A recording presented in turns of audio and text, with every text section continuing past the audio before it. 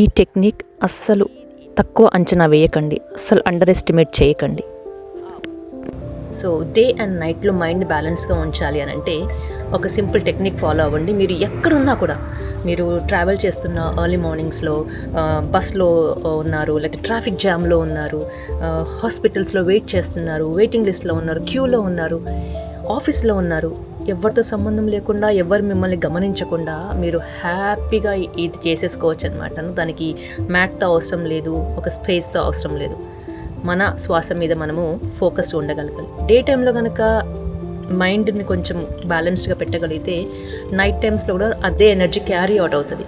Box breathing లేక సమవృత్తి ప్రాణాయామం అంటాం. అంటే ఈక్వల్ బ్రీదింగ్, బ్యాలెన్స్డ్గా ఎలా మాట్లాడుకున్నామో అన్నిటికీ డే అండ్ నైట్ని బ్యాలెన్స్డ్ లాగా బ్రీదింగ్లో బ్యాలెన్స్.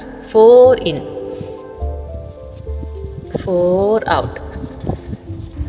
సో 4 counts ఇన్ తీసుకోవాలి, 4 counts అవుట్ తీసుకోవాలి.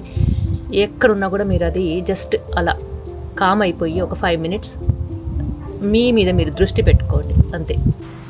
మళ్ళొకసారి breathe in 2 3 4, out 2 3 4, in 2 3 4, out 2 3 4.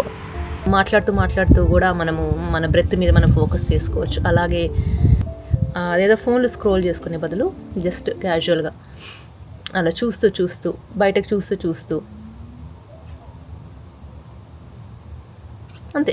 ఆ బ్రెత్ మీదకి తీసుకురాగలిగితే మైండ్ పదే నైట్ టైమ్స్లో కూడా మైండ్ కొంచెం కామ్గా ఈక్వల్గా బాగుంటుంది. ట్రై చేసి చూడండి. చిన్న habits will make a big difference. ఏదన్నా పదే చేస్తూ ఉంటే అది రియాలిటీ అవుతుంది.